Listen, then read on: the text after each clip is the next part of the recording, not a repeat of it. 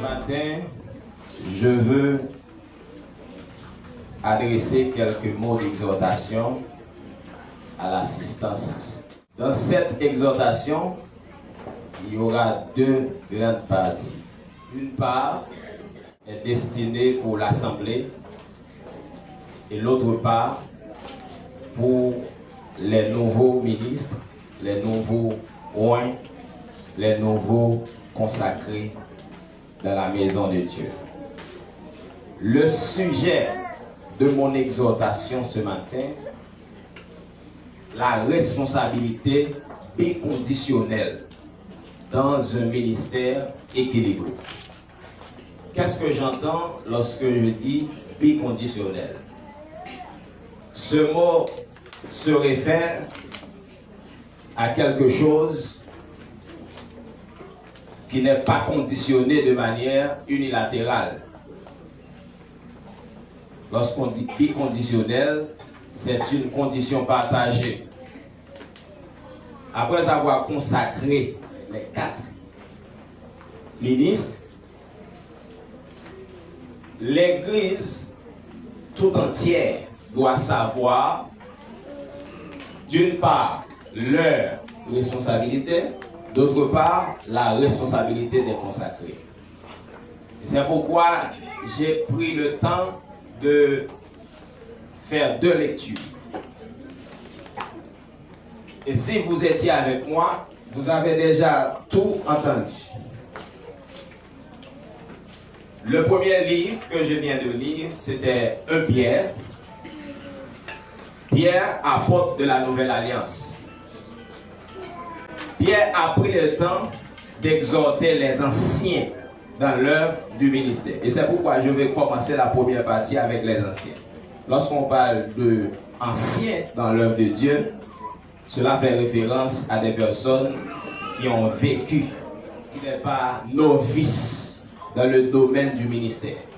Car la Bible dit dans 1 Timothée chapitre 3, pour migrer ou pour transiter du bénévolat vers le leadership, il va falloir que cette personne soit une personne qui a vécu des épreuves révolues. Quand je dis révolues, je veux parler dans un sens, une personne qui a fait sa carrière avec des souffrances. Et je dirais même une personne habituée à la souffrance. Et c'est là qu'on peut parler de l'ancienneté dans l'œuvre de Dieu. Ce n'est pas une personne qui vient d'être convertie à peine, une personne parachutée, une personne parvenue.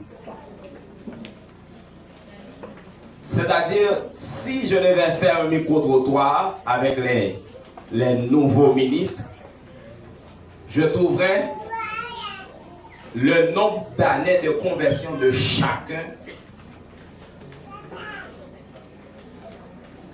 seront peut-être 10 ans, 7 ans,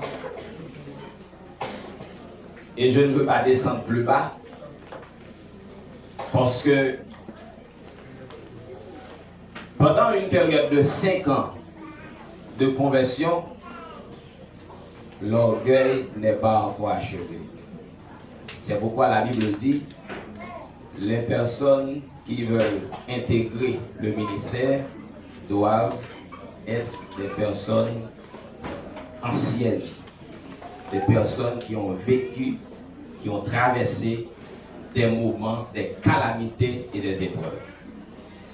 Après avoir rempli cette tâche, il y a une chose assez importante dans le ministère, et je m'adresse avec les nouveaux ministres.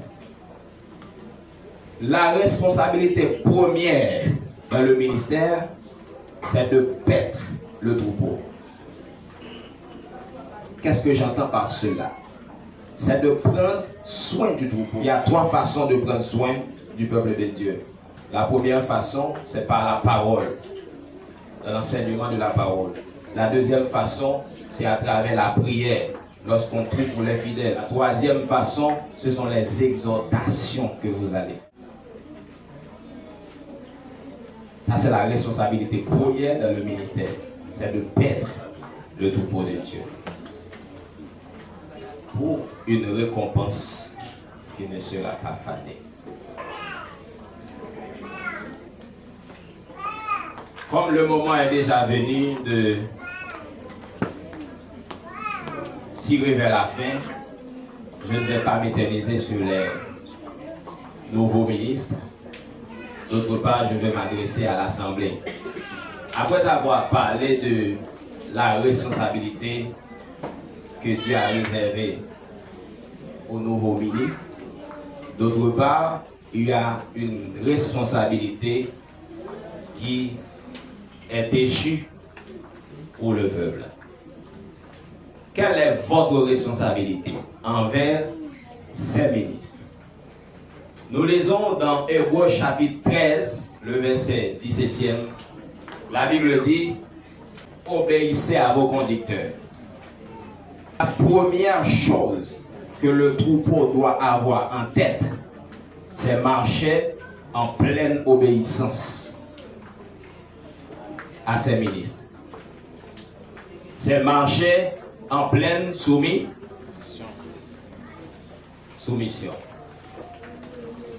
Je vais vous choquer. Hello. Même si vous avez de quoi à dîmer tous les mois, si vous marchez dans la désobéissance, cela ne sert à rien. Même si vous dîmez tous les mois. Même si vous donnez des offrandes assez grasses. Mais si vous ne marchez pas dans l'obéissance à vos conducteurs, cela ne sert à rien. Alors c'est pourquoi je vous exhorte ce matin à bien vouloir obéir à ces nouveaux ministres. Ce qui serait pour vous un avantage fabuleux. Alors c'est ça l'objectif de mon exhortation pour ce matin. C'est la sainteté, c'est la sainteté.